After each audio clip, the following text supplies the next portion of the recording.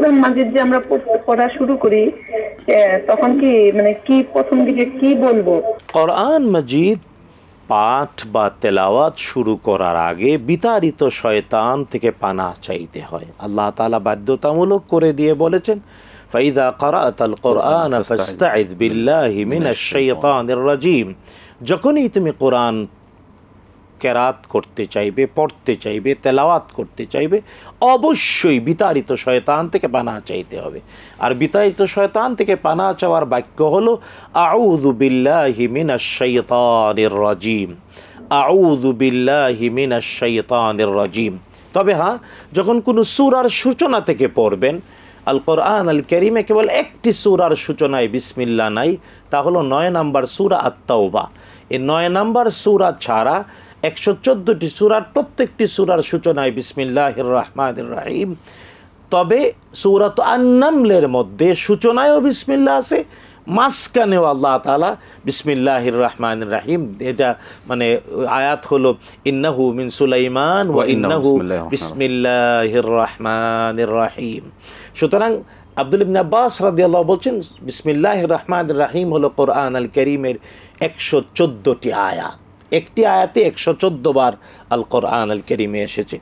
তো আমরা সূচনা থেকে পড়লে বিসমিল্লাহ বলবো, আর মাঝখান থেকে কোরআন পড়তে চাইলে আউযু বিল্লাহি মিনাশ শাইতানির রাজীম। তবে হ্যাঁ, কেউ যদি চান আউযু বিল্লাহি মিনাশ শাইতানির রাজীম বিসমিল্লাহির রহমানির রহিম, তাইলেও কোনো অসুবিধা নেই।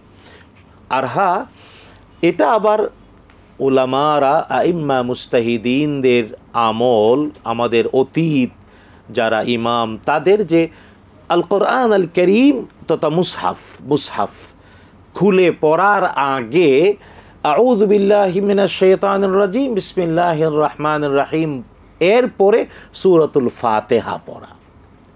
এটা হলো অতীত আইম্মা মুস্তাহিদিনদের অভ্যাস, যে আল কোরআন আল কারীম দেখে পড়তে গিয়ে প্রথম সূরাতুল ফাতিহা পড়া, সূরাতুল ফাতিহার এই 7 আয়াত শেষ করে গায়রিল মাগদুবি আলাইহিম ওয়ালাদ-দাল্লিন আমিন, তারপরে বিসমিল্লাহির রহমানির রহিম বলে নতুন সূরা থেকে হলে, অথবা মাঝখানতে হলে আবার আউযু বিল্লাহি মিনাশ শাইতানির রাজীম, তারপরে পড়া শুরু। আমার নিকটাত্মীয়রা সবাই ফাজাইল আমল বইটা পড়ে, আর ওইখানে যত আমল আছে এগুলো সব তারা করে, জাল জয়ীব সহি সব। 70,000 মানুষ মারা গেলে 70-80 হাজার বার কালিমা খতম। তারপর মানুষের অসুখ হলে 1.5 লাখ বার দোয়া খতম, এগুলো তারা করে। আর এগুলো বলতে গেলে বলে যে শুধু কোরআন হাদিস মানতে হয় না, এগুলোও পড়তে হয়।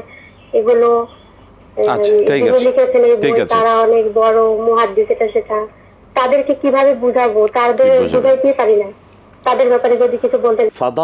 ফাদাইল মানে ফজিলতের জন্য, যেটা ফরজ নয়, ওয়াজিব নয়, বরং ফজিলতের উপরে দুর্বল হাদিসও আমল করা যায়, এটা জানা দরকার। ফজিলতের উপরে আমল করতে গিয়ে দুর্বল হাদিসের অনুকূলে আমল করা যায়, অসুবিধা নেই। কিন্তু এটাকে ফরজ মনে করা যাবে না, ওয়াজিব মনে করা যাবে না। মানে দুর্বল বর্ণনার ভিত্তিতে ফজিলতের হাদিস আমল করা যায়, কিন্তু এটাকে অবশ্যই ফরজ অথবা ওয়াজিব মনে করা যাবে না, অথবা ফরজ বা ওয়াজিবের সমকাতারে রাখা যাবে না। তবে এই ক্ষেত্রে তিনি যে 2টা উদাহরণ দিলেন, 70-80 হাজার বার বা 1.25 লক্ষ বার, এগুলা কেবলই পরবর্তীতে মানুষদের, উলামাদের ব্যক্তিগত অভিজ্ঞতায় বলা।